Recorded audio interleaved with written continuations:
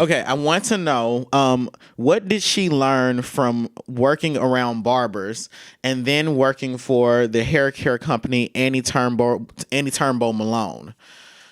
What did she learn specifically? Okay, it's okay. So she learned. Okay, so she learned. Okay, one thing that she learned was that she learned how to distinguish between an intellectual decision and an emotional decision, because I get that she started out as an emotional businesswoman, and one of her struggles was a temper and being short temper with her customers. I think that she needed to learn how to sweeten her personality, because I do get that she was very masculine and very alpha about herself. But I also see here that she learned how to sweeten her personality, but make sure that at the end of the day she was negotiating fair deals and fair prices with people. What she had to learn, and I see her learning this from white women, was how to appear non-threatening, because she was someone that wanted to aggress the customer or aggress them through sales, and she liked to sell like a man would, rather than a stereotypically a woman salesman during this particular time. So what she learned was that even around, and so this is even around barbers, it's not so much about her learning their hair care techniques. It's more so about her learning their how they modeled themselves as attractive salespeople. The cars are still speaking.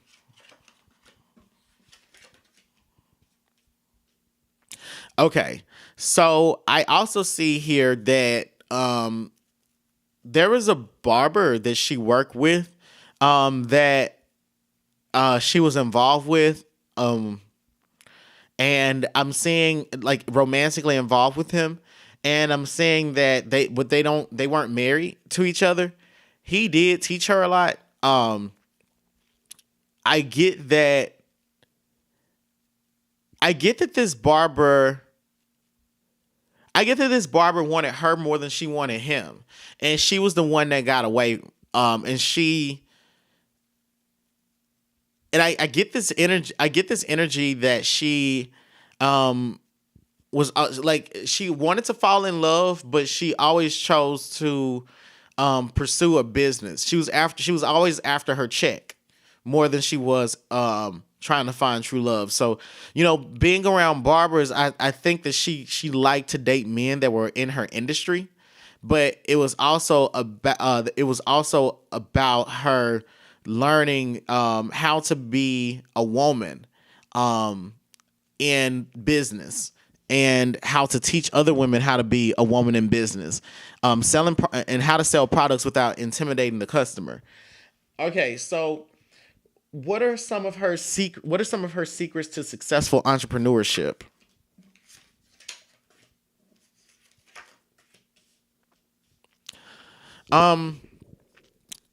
She was a planner.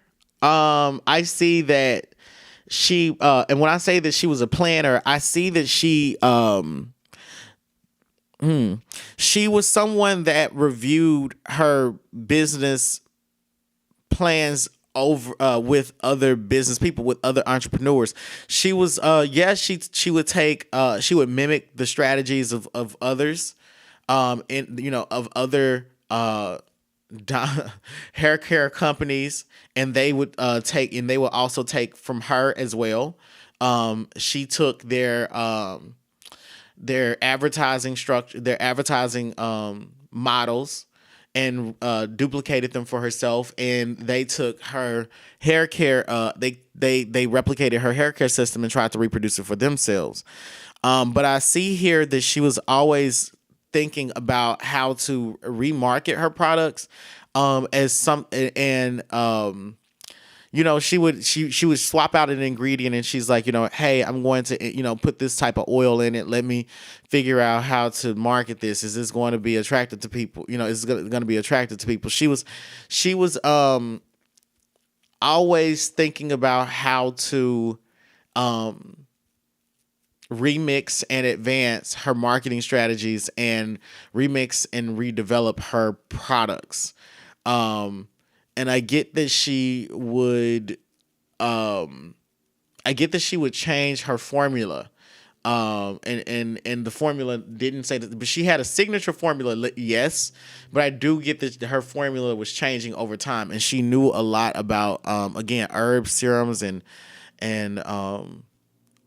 oils. And I get this energy that she had worked with hair scientists to some degree. Yeah, I get this energy that she was working with hair scientists. What are some of her other things that we need to know?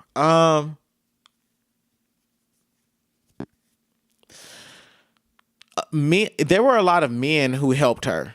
I get that there were a lot of male businessmen who provided her mentorship. It wasn't particularly women. It was white men that were giving her business mentorship, and it was two of them. I don't get that she was above dating a white man either. I get that she I get that she had done it a couple of times. There's definitely an energy that I get from her that she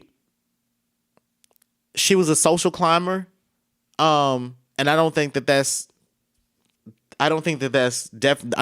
don't think that's discussed, but I do get that she had an openness to, interracial dating. But I get that she did it in private, but only with men that had lots of money. And she was definitely someone that chose who she dated based around how much money that they made. Okay, I'm gonna shuffle some more tarot cards to figure out more about what we got going on with Madam C.J. Walker. Hold on one second.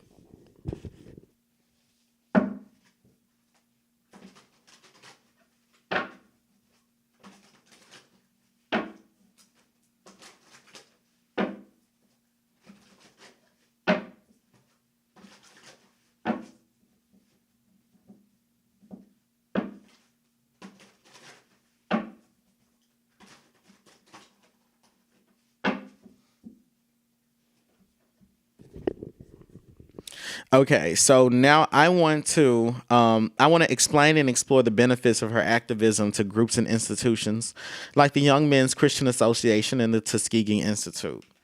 Okay. All right, so let's see. What am I getting? Oh.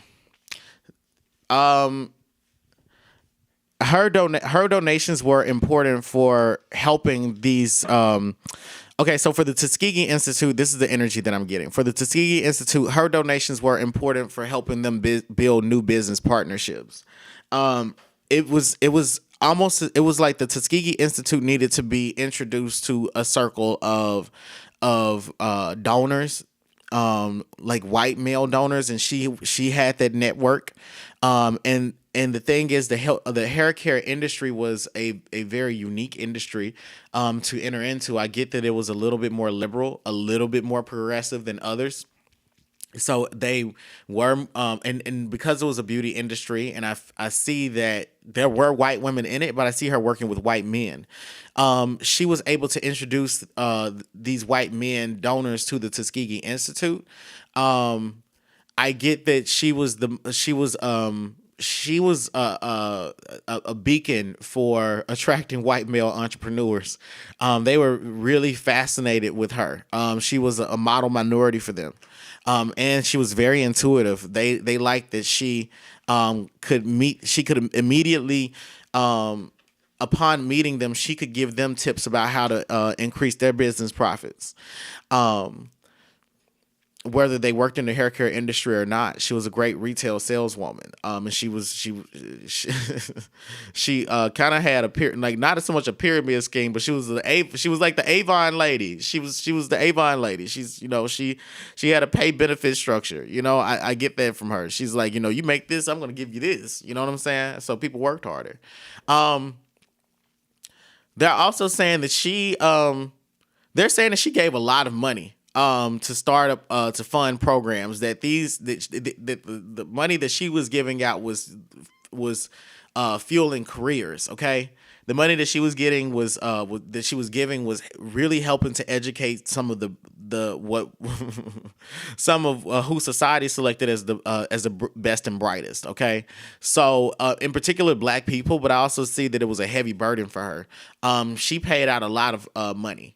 Because the thing is that she was saving for herself, but she was saving for future generations. The main thing that I see for her is that she was overburdened by people asking her to donate here, donate there, but money, it was easy for money to come to her. That was one of her, that's one of her abilities, is to, produce money just by thinking about it. She was that good, as she was that powerful of a manifester.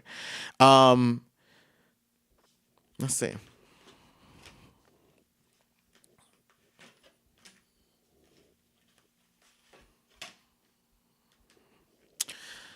She took a lot of people out of poverty.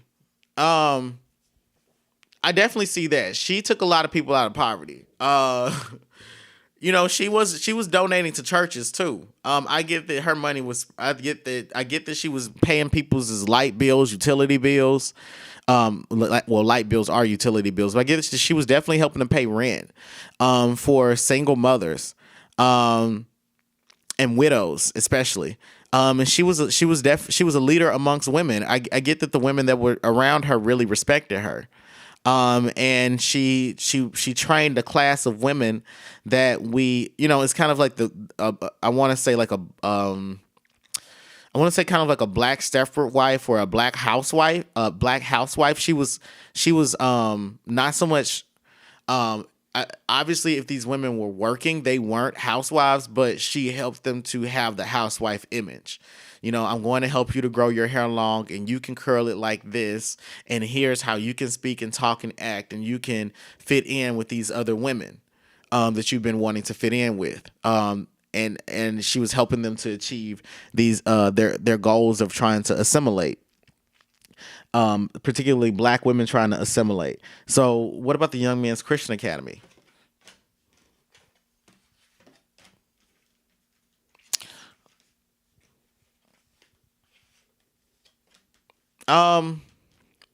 As far as young men go, she felt that she definitely felt that it was important to help young men, not older men, but young men. She felt like young men needed to. She felt like young men definitely needed to be guided. She definitely felt that young Black men needed leadership and mentorship. But at the same time, she felt that a grown man had more authority in society than a woman, so she wasn't as interested in supporting grown men. I see it as she had a cutoff point. She's like, all right, at this point, you're a man. You can do this. It's easy for you to work. But I'm going to donate to this for these grown women. And this, but as a man, you're definitely invited to this conference, this tea party, this gathering with other brilliant thinkers. Okay, so I want to know, what was her relationship like with W.E.B. Du Bois and Mary McLeod Bethune? Okay, so W.E.B. Du Bois. Wow. I get that, she and Du Bois weren't just friends. I get that she and Du Bois, I don't think that she and Du Bois were just friends. I think that she's a sapiosexual. she was interested in men, and here's the thing: she liked an attractive man, definitely, but she likes attractive men that were great speakers and orators. She liked men that could tell her stories about herself. I definitely get this energy about her that she was dedicated to. I get this energy that she was like she they went back and forth with each other. It's like, how do I say this? People kind of, I think people knew that they had a little something going on, but I see it as their relationship was not so much back and forth, but they were hot and cold with each other. But they were always around one another. So it was kind of like, why are they disagreeing with one another in this meeting right now? And it seems like they're disagreeing over something really petty. But it was because they had a little something going on. She had a sincere affection for him because she found him to be very smart.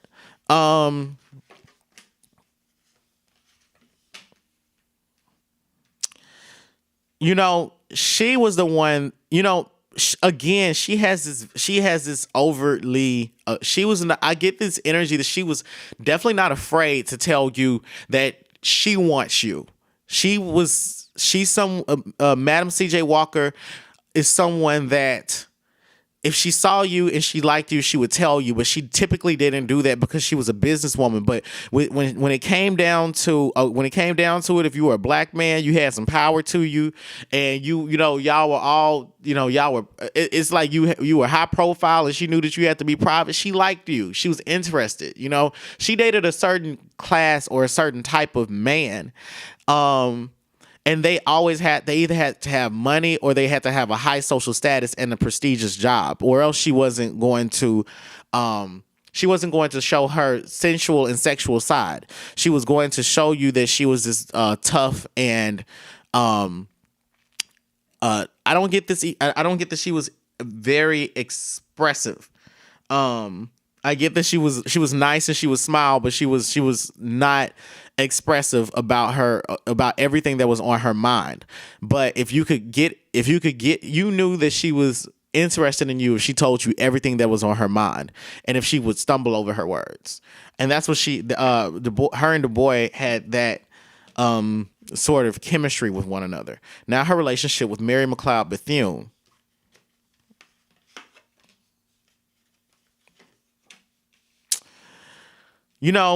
I get this vibe that they were sister girls, and then they had a falling out and really didn't know really how to rebuild from it. I feel like it was over money. Over them trying to either start a business together, but definitely, and I need to be more researched about this, but I get that they had but they had a falling out where their friendship was never really the same. But they were really close. Madam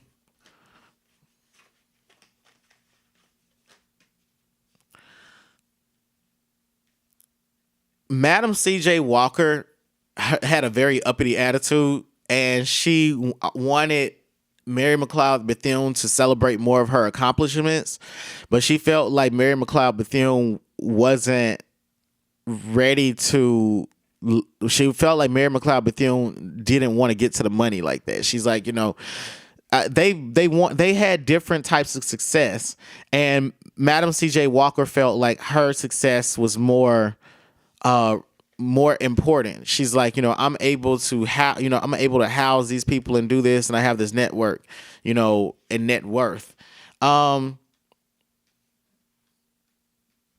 Madam CJ Walker built her home in New York, Mary McLeod Bethune spent a lot of time there. That's when they were able to rebond with each other later in their later years. But they had always been tight friends. But I get a Housewives of Atlanta style relationship where they're not so much they were hot and cold, but they did have a falling out. But the falling out did make their relationship stronger. And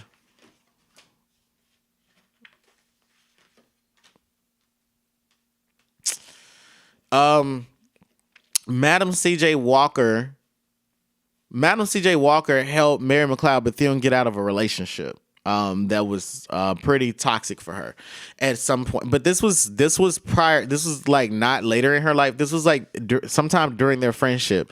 An older gentleman that Mary McLeod Bethune was dating, a guy that was older than her. I get that. I get that this guy. No, I get that. What is it about this man? Clarify.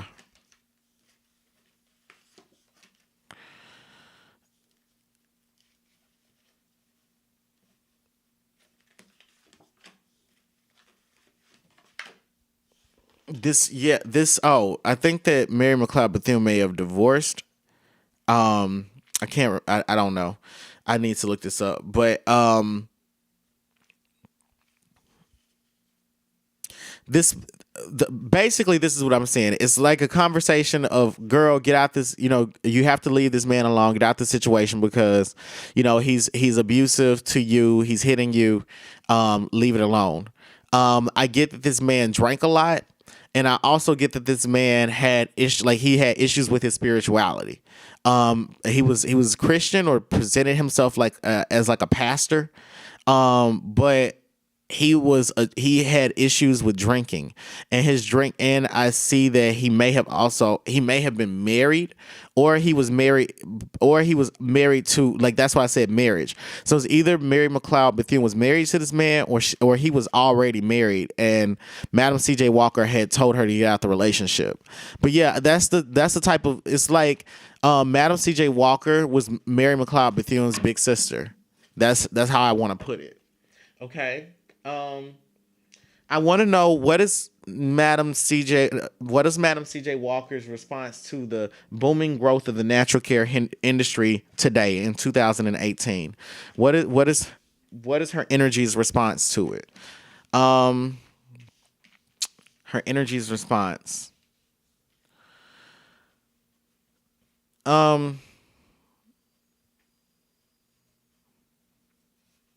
What's funny is that this vibe that her energy tries to protect the I get that her energy tries to protect African American culture from being appropriated. It's kind of like let me reshuffle all of my cards because this is actually a very deep question. I need all the cards. 1 second.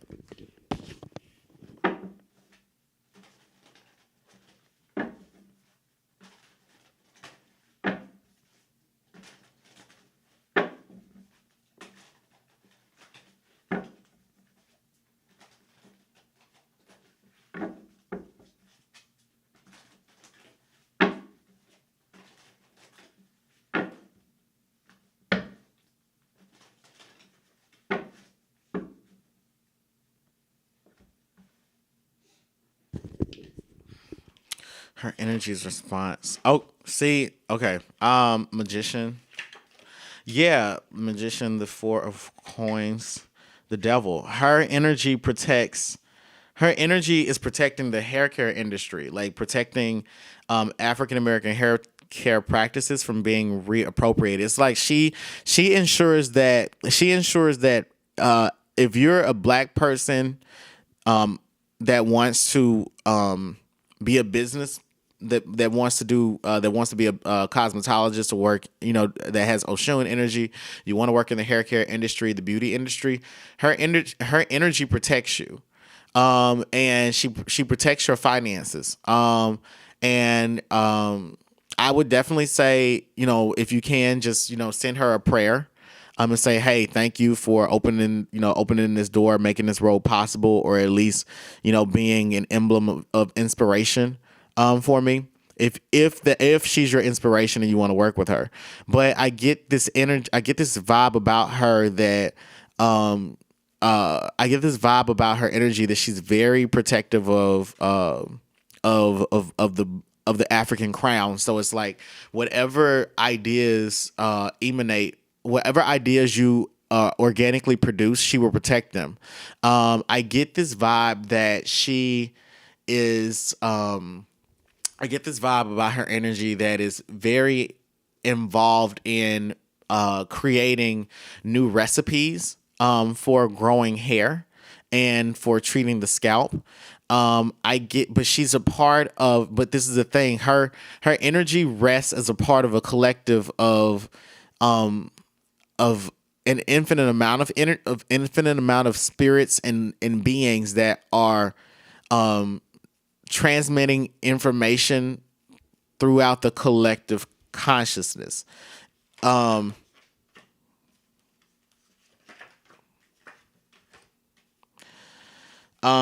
Now the energy response to the hair care industry, she feels like more men need to get involved as well. She feels like they need to spend money and they need to invest into the hair care industry as well. She feels like they are not, especially with natural hair, like men growing their natural hair.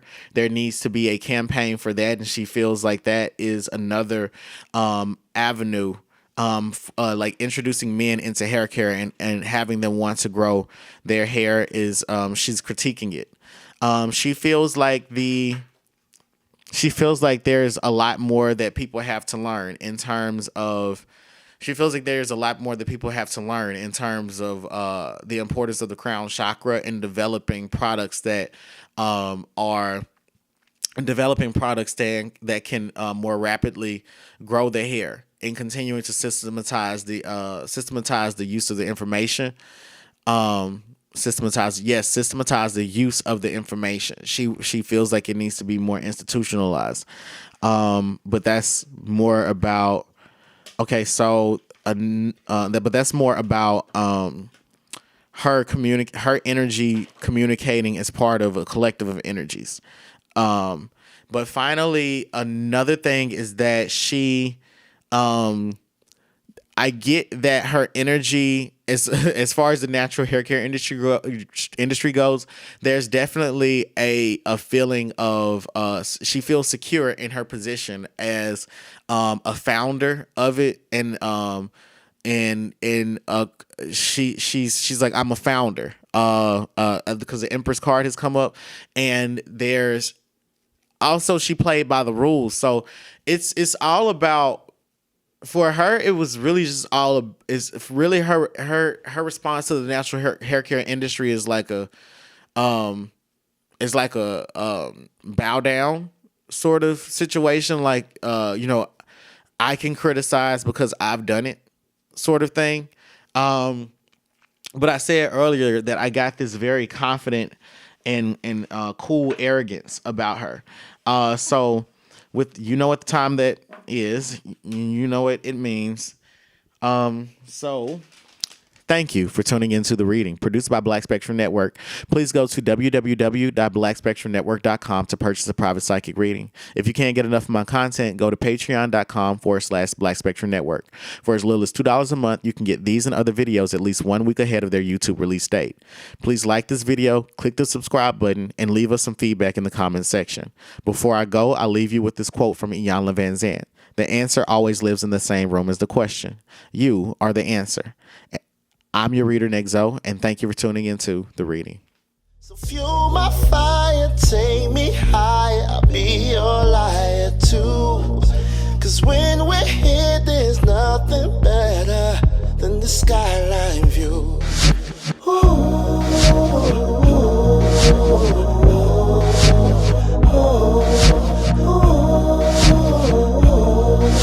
I love this skyline view. Ooh.